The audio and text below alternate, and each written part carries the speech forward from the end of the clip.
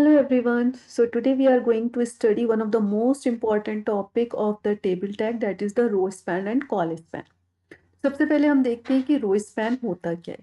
कि row span basically जब हम चाहते हैं कि हम दो या दो से ज़्यादा रोज को टेबल के कंबाइन कर दें और एक सिंगल सेल बना दें, उनको कंबाइन करके एक सिंगल सेल बना दें, तो उस केस में हमको रो स्पैन का कंसेप्ट यूज करना होता है। तो by using row span attribute a cell span over multiple rows, इसका मतलब क्या है कि जब हम रो स्पैन एट्रीब्यूट यूज करते हैं तो जो हमारा सेल होता है वो स्पैन हो जाता है, मींस एक्सटेंड हो जाता है, कहां तक? मल्टीपल रोज तक। ठीक है, फॉर एग्जांपल आप यहाँ पे देखो कि आपके पास 1 2 3 एंड 4, टोटल 4 रोज हैं। और 4 रोज में आप ये वाला जो सेल देख रहे हो डिटेल्स वाला, ये सिंगल है। ठीक है, तो इसने क्या किया है कि इन 4 रोज को मिलाकर ये एक सिंगल सेल बन गया। आप देख रहे हो कि ये पूरा एक बॉक्स जो है वो इन 4 रोज के बराबर है। तो जब हमको इस तरीके से डिस्प्ले कराना होता है तो हमको क्या करना होगा कि सबसे पहले हम देख रहे हैं कि हमारे पास जो है वो टेबल हेडिंग्स जो है वो ये हैं, डिटेल्स है, नेम है और क्लास है। जब हम टेबल हेडिंग डिटेल यूज करेंगे तो हमको वो कितने सेल्स में लिखनी होगी, हमको वो 4 रोज को कंबाइन करके एक सेल बनाना होगा। इसलिए हमने लिखा कि जो रो स्पैन जो है वो 4 का यूज करेंगे, मींस 4 रोज को यूज करके हम एक सिंगल सेल बनाएंगे और जिसमें हम डिटेल्स लिखेंगे। ठीक है, फिर हम अपने उस हेडिंग को बंद कर देंगे और फिर हम बाकी की हेडिंग्स लिख लेंगे। सिमिलरली अब हम जब कॉल स्पैन का कंसेप्ट देखते हैं तो कॉल स्पैन में क्या होता है कि कॉल स्पैन में सिर्फ एक डिफरेंस है कि यहाँ पर जो है वो हम रोज को कंबाइन कर रहे थे और यहाँ पे हम कॉलम्स को कंबाइन करते हैं। तो जब हम दो या दो से ज्यादा कॉलम्स को कंबाइन करके एक सिंगल सेल बनाना चाहते हैं तो हम उस केस में कॉल स्पैन का कंसेप्ट यूज करते हैं। कॉल स्पैन एट्रीब्यूट जब हम यूज करेंगे तो जो हमारा एक सिंगल सेल होगा वो मल्टीपल कॉलम्स में स्पैन हो जाएगा। आप देखो कि ये डिटेल्स वाला एक सिंगल सेल है और ये हमारे पास कॉलम्स है, यहाँ पे एक ये कॉलम है नेम वाला और एक ये क्लास वाला कॉलम है। तो ये दोनों कॉलम्स को मिला के हमने एक सेल बनाया है, that is the detail cell. तो यहाँ पे जो है हमारे पास सबसे पहले हम डिटेल्स की एक हमारी हेडिंग है और उसमें जो कॉल स्पैन हमने 2 इसलिए यूज किया है क्योंकि यहाँ पे हमारे पास दो ही कॉलम है, एक ये कॉलम है और एक ये कॉलम है। अगर इसके आगे और भी कॉलम्स होते तो हम रो स्पैन 3 4 जो भी होता उसके अकॉर्डिंग यूज कर देते। तो यहाँ पर हमारी जो थियोरेटिकल पार्ट है वो कंप्लीट होता है कि रो स्पैन और कॉल स्पैन होता क्या है।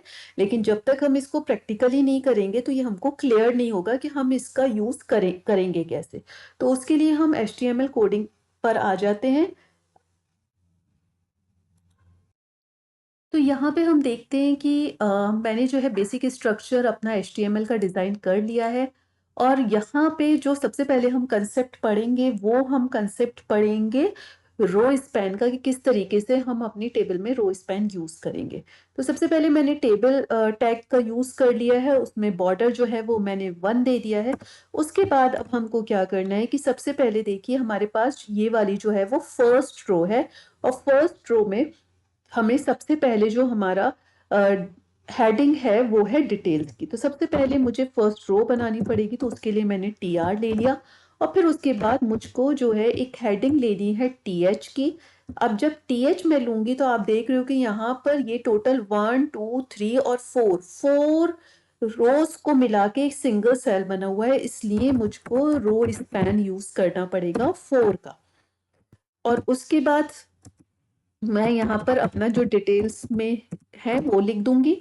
उसके बाद इस TH को हम क्लोज कर देंगे।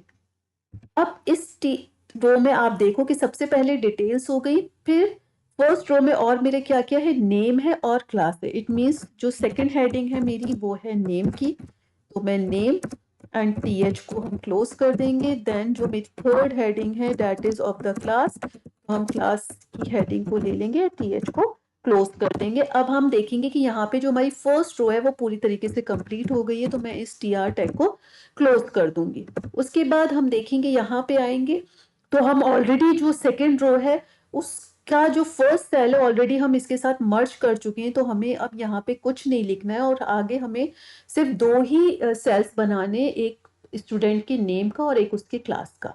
तो मैं सेकंड रो स्टार्ट करती हूँ और उसमें जो सबसे पहला मेरा डेटा है वो है मेरा रोहित। तो मैं यहाँ पे रोहित लिख दूंगी और फिर रोहित को मैं टीडी को मैं क्लोज कर दूंगी। उसके बाद जो नेक्स्ट मेरा डेटा है वो है 9th, तो मैं 9th लिखूंगी और फिर टीडी को क्लोज कर दूंगी। और यहाँ पर मैं देखूंगी कि मेरी रो जो है वो कंप्लीट हो गई है, तो हम इस टीआर को यहाँ पे क्लोज कर देते हैं। अब थर्ड रो में हम आ जाएंगे। थर्ड रो में जो फर्स्ट डेटा है हमारा वो है अमन।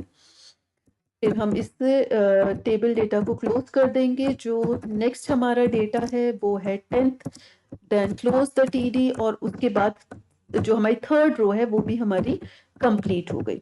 उसके बाद हमारी फोर्थ रो स्टार्ट होती है। फोर्थ रो में जो सबसे पहला डेटा है वो है हमारा राधा, देन क्लोज टीडी। और उसके बाद जो हमारा नेक्स्ट डेटा है वो है हमारा 11th, और फिर हमने टीडी को क्लोज कर दिया। उसके बाद हमारी रो भी कंप्लीट हो गई, तो हमने टीआर को भी क्लोज कर दिया और टेबल टैग को क्लोज किया, बॉडी को क्लोज किया और एचटीएमएल को क्लोज कर दिया। Now save this file. I am going to save this file with the name call span, sorry row span,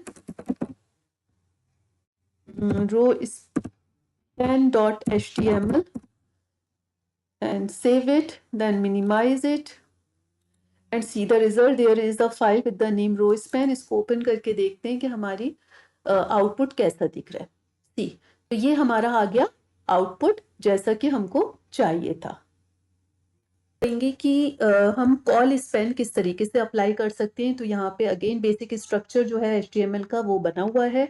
मैंने टेबल टैग यूज किया, उसमें एक बॉर्डर ले लिया है और फिर अब हम यहाँ पे देखेंगे तो टोटल हमारे 1 और 2 कॉलम्स हैं।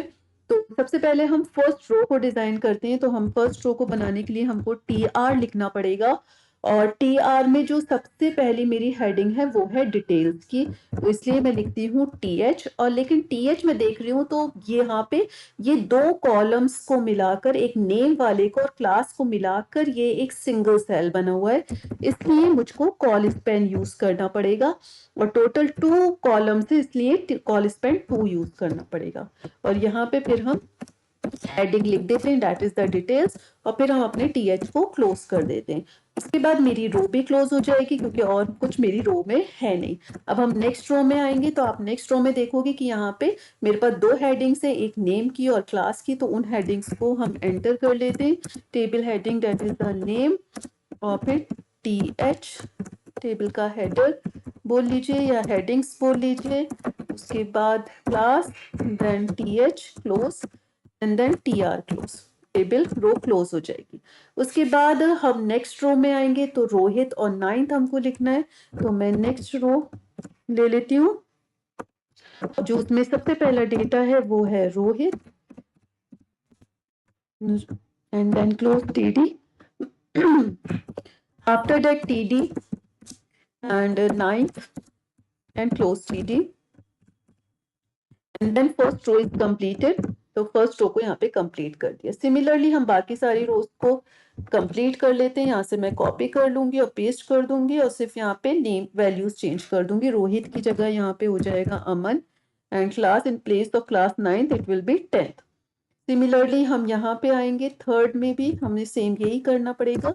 कंट्रोल V, रोहित की जगह यहाँ पे हम राधा कर देंगे और क्लास जो है वो 9th की जगह 11th कर देंगे। Rest of the coding will remain the same. File पे जाऊंगी, सेव करूंगी, सेव एज पे जाऊंगी और मैं अपनी फाइल को डेस्कटॉप पे सेव करना चाहती हूँ with the name call span dot HTML।